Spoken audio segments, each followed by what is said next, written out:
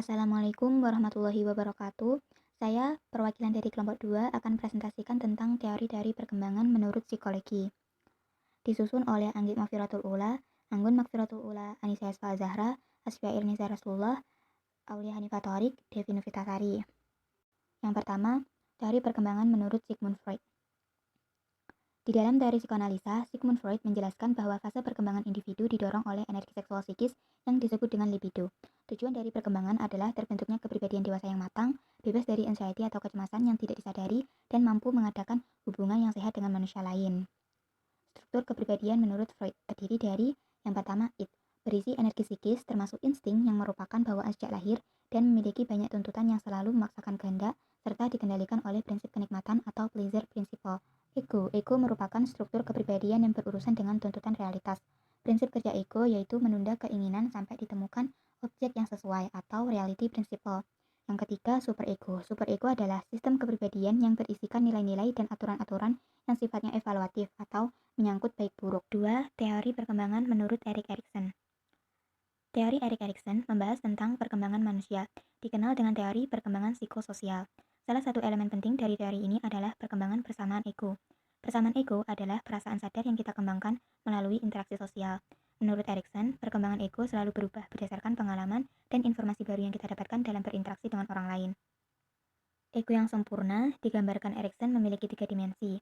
Yang pertama, faktualitas adalah kumpulan fakta, data, metode yang dapat diverifikasi dengan metode kerja yang sedang berlangsung.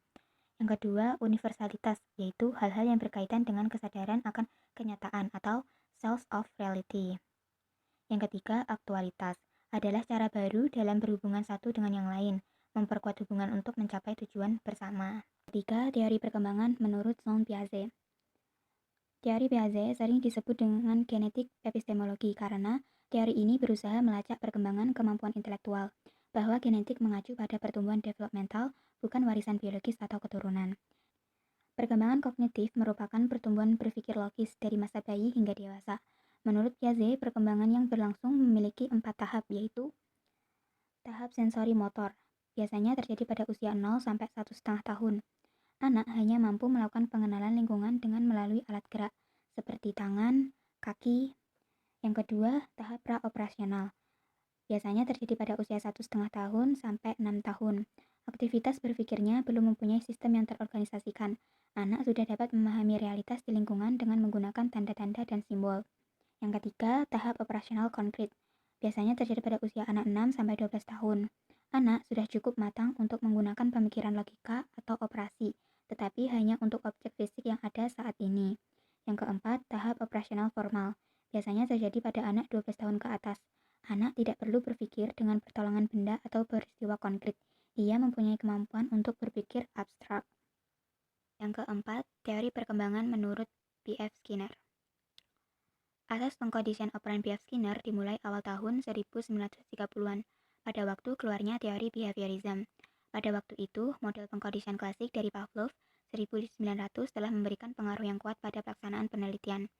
Istilah seperti clues atau pengisyaratan, purposive behavior atau tingkah laku purposif, dan drive stimuli atau stimulus dorongan dikemukakan untuk menunjukkan daya suatu stimulus untuk memunculkan atau memicu suatu respon tertentu. Kelemahan dari Skinner adalah 1. Proses belajar dipandang dapat diamati, padahal belajar adalah proses kegiatan mental yang tidak dapat disaksikan dari luar.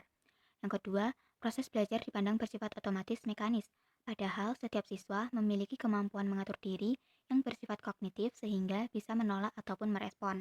Yang ketiga, proses belajar manusia dianalogikan dengan perilaku hewan yang sangat sulit diterima karena memiliki perbedaan baik secara psikis maupun fisik. Yang kelima, teori perkembangan menurut Vygotsky. Teori perkembangan menurut Vygotsky adalah teori kognisi sosiobudaya yang fokuskan bagaimana perkembangan kognitif diarahkan oleh budaya dan interaksi sosial. Jadi, budaya dan interaksi sosial lebih penting dan lebih fokus terhadap perkembangan kognitif anak, menurut Vygotsky. Menurut Vygotsky, pelajar memiliki 2 tingkat perkembangan berbeda, yaitu 1. Tingkat perkembangan aktual terjadi ketika individu mandiri dalam menggunakan kemampuan kognitifnya secara fungsional. Yang kedua, tingkat perkembangan potensial merupakan tingkatan kognitif yang bisa dicapai oleh anak melalui bantuan orang dewasa, seperti guru, orang tua, teman sebaya yang lebih kompeten. Sekian dari saya. Wassalamualaikum warahmatullahi wabarakatuh.